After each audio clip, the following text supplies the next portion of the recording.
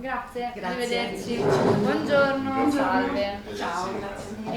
Una piccola folla all'ingresso di Fab Lab a Vittorio Veneto ha animato la voglia di far parte del cast di Improvvisamente a Natale mi sposo, produzione Notorious Picture che sarà girato a San Vito di Cadore dall'8 marzo al 15 aprile.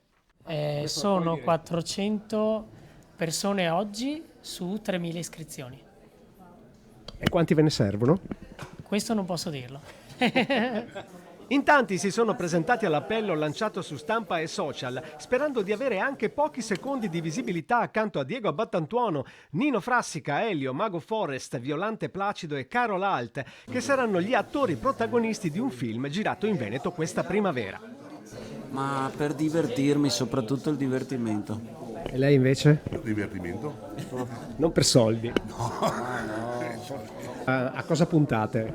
A riuscire a avere un piccolo ruolo. Addirittura un ruolo? No, però almeno una comparsa, però bisogna sempre puntare in alto nella vita, no? Voi siete qui per il casting? Sì, A cosa puntate? puntiamo a riuscire a partecipare al film e divertirci soprattutto. Esperienza, sempre utile. Ma puntate a un ruolo o a una comparsa? Beh, quello che viene noi prendiamo. Eccolo là, 172, non l'ho scritto a penna così?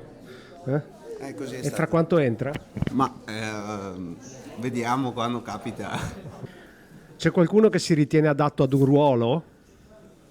Per esempio? Com'è? La protagonista. Lei vuole fare la protagonista? La protagonista. Sì, Ma ha intenzione di dirlo chiaramente? molto chiaramente, sono molto convinta.